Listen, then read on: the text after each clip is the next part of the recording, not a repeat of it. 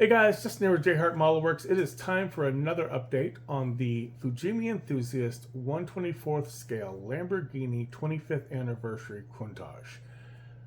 Good lord, that is a mouthful. This is the buddy build that we are doing with Kyle over at RKD Scaleworks. We've made quite a bit of progress, so let's go ahead and get the camera flipped around and see where we're at.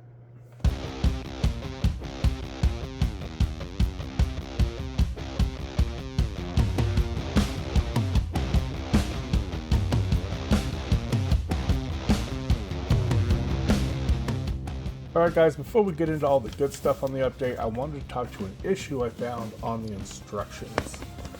So, the way the instructions are laid out, your assembly steps are numbered. So you have 7, 8, 9. But you have these sub-assemblies on the side that get called for in the instructions.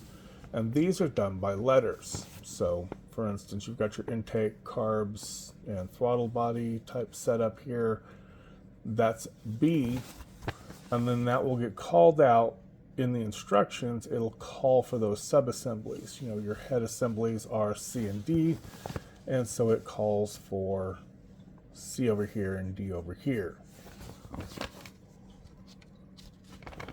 When you get into doing the front chassis assembly, the wheel assemblies for the wheel spindles are F. But the instructions call for sub-assembly E, which is, in all actuality, the front firewall. From this point in the instructions, all the way through the rest of the instructions, it calls for the wrong sub-assemblies. It calls for F and G, when these are actually G and H. And it goes all the way through the instructions calling for the wrong assemblies. So keep that in mind when you're building these, that the callouts are going to be wrong. I ran into a situation where it called for a part, and I found the part on a completely different sprue, but I don't remember what part it was, so I can't point it out to you to show you what it is, but just keep in mind that I think there were some changes made to the instructions. I think this may be like a second printing of this kit, and they may have made some changes in there that are not called out correctly on the instructions. Next, I want to talk about the engine a little bit more. I know I showed you guys this in the last update. I'm really happy with how the engine came out. The instructions tell you to glue this into place. Do not glue the intake plenum into place. You want to leave this removable, at least for right now. Let me show you why. So in the instructions, where is it at? Yeah, it's over here. In step 9, they show you installing the engine into place. In fact, so they have you build the chassis up here. So you've got the sides of your chassis, the rear firewall, you have the suspension arms and whatnot. You have these radiators that get installed on top of the sides of the chassis, and your engine gets dropped into place. You do a whole bunch of additional assembly on the rear suspension, and then they have you come back in later and install the cooling lines that go into the engine, wrap around the engine, go under that intake plenum, and into the radiators. That is a whole lot of dodging, twisting, and weaving.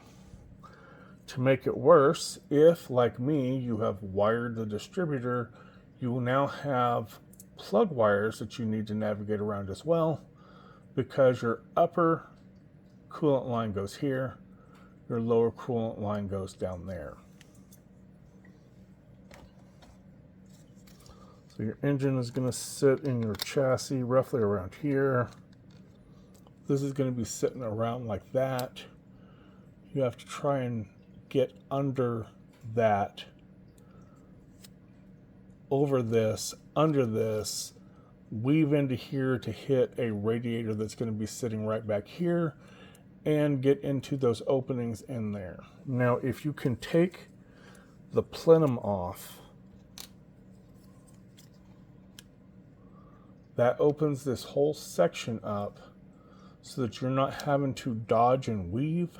You can just plug it in there, drop it in there. I would also leave the radiators off so that you can basically just kind of weave it in and glue it into place, make sure they sit properly on top of the chassis, and then come in and glue the radiators in from here on the opening. So it'll just be a lot more open for you.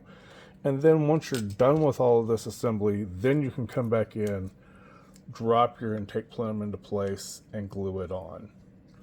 That will make life a lot easier for you. So my tip is do not glue the plenum on.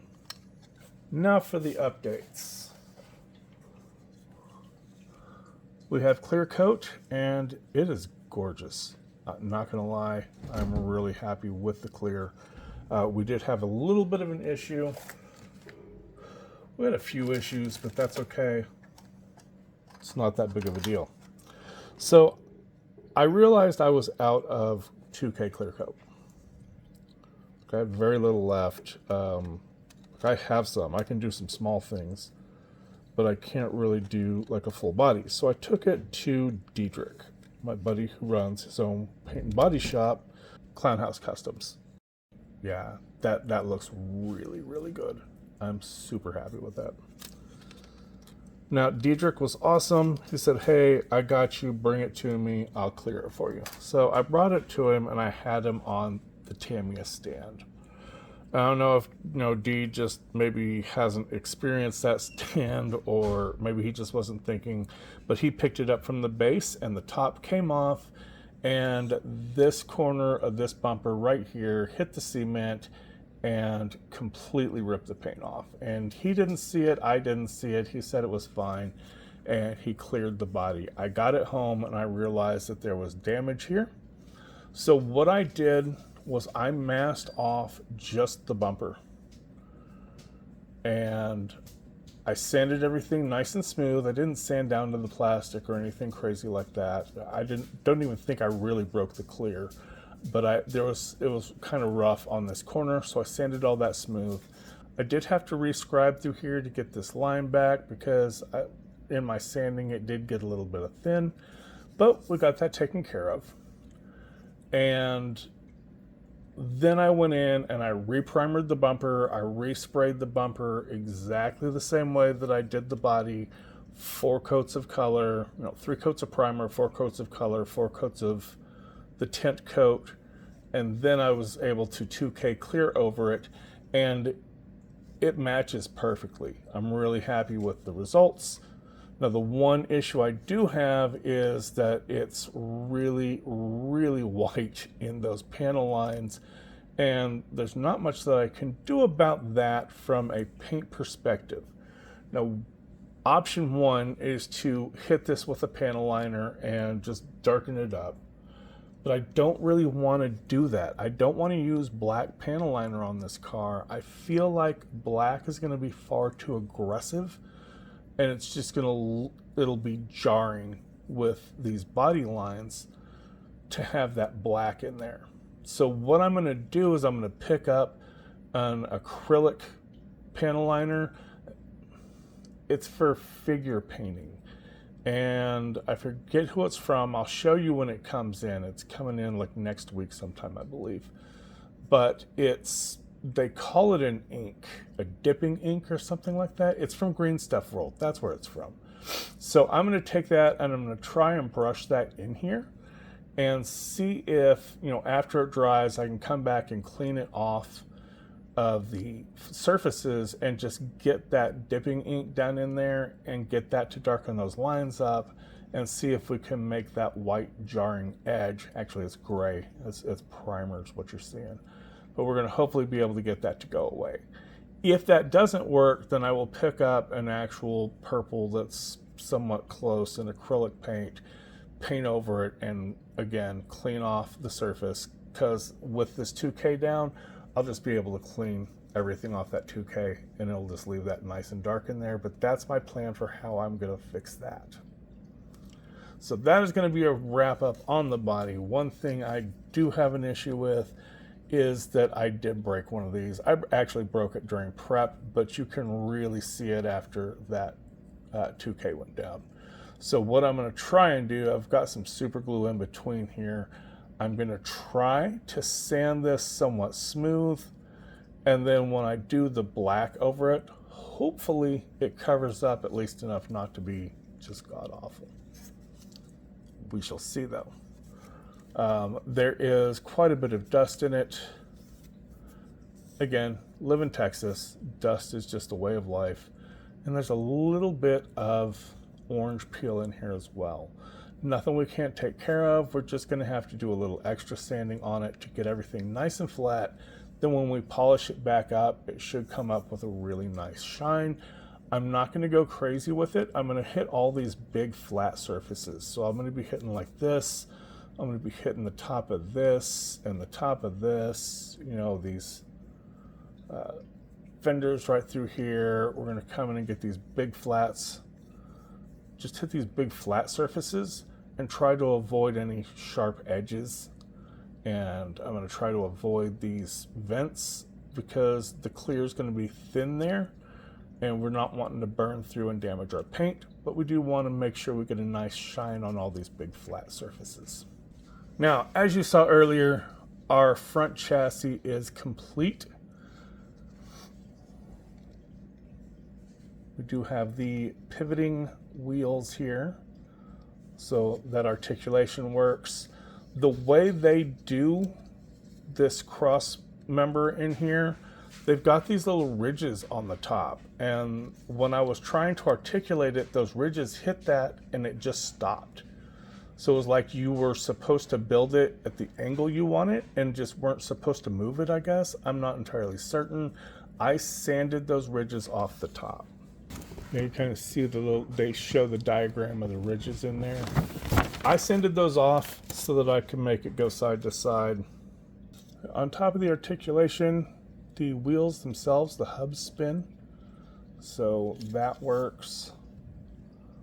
And that is what allows your actual wheels and tires to spin on the car. As you can see, the suspension assemblies are really quite complex. You've got your shocks, you've got, I mean, there's a lot of parts in there, and you've got to make sure that things line up right. It was a little fiddly, but it wasn't terrible. Looking at the instruction, the rears are going to be just as complex, maybe a little more so. You just don't have the side-to-side articulation, but it seems like you have more actual components in there. The frunk itself, all sorts of fun stuff we did in here. I'm going to start with this battery here. This is not the kit's battery. This is the kit battery, which is pretty plain Jane. I call it a Lego block because it kind of looks like a Lego block. So I looked at a bunch of reference pictures, I did a little bit of 3D modeling and a bunch of measuring, and I kind of came up with my own battery that is much more like the actual Lamborghini batteries. Added some cables. All my reference photos show that this battery cable does run over the master cylinder, and this one runs around here and up into the firewall. The horns, I had to 3D model my horns. The reason was while I was trying to clean up the seams and I was trying to open them up because their horns are flat in there. I was trying to open them up so that they would look like that. And in the process, I broke one of the horns off and then I lost it before I could glue it back together. So using the other one, I took some measurements, 3D modeled a replacement, and those look really good. I'm happy with how those turned out. You will see that my master cylinder has an orange tinge to the bottom here, as well as the washer reservoir down there has a blue tinge to it. Frank from Frank's Modelworks has a great tutorial on how to do that look.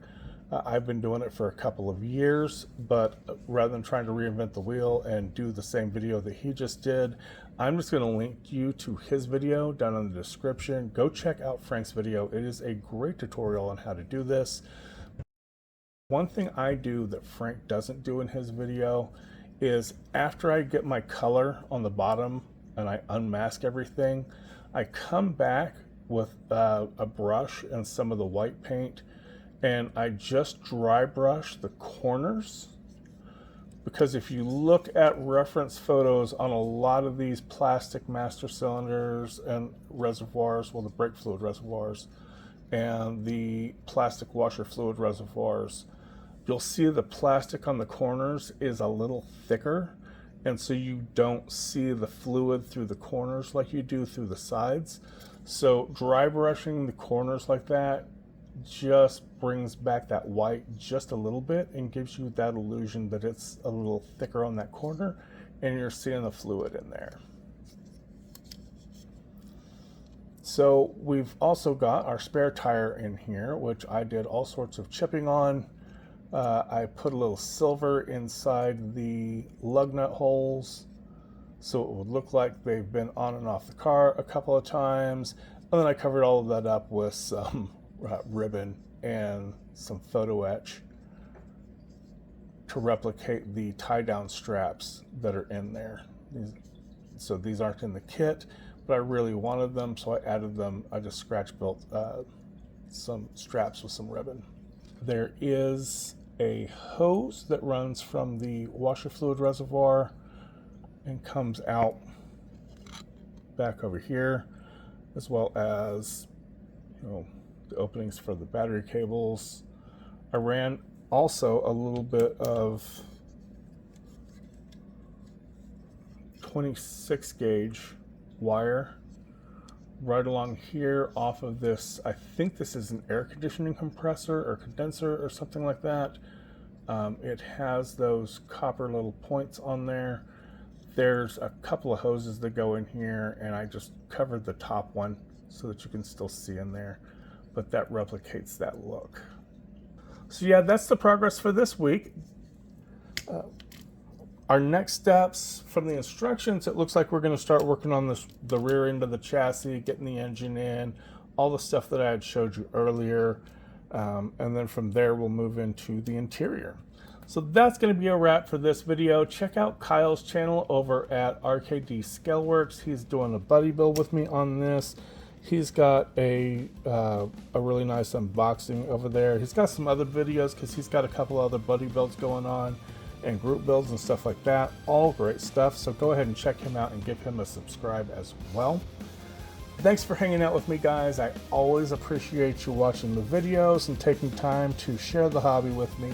And I will catch you guys on the next one.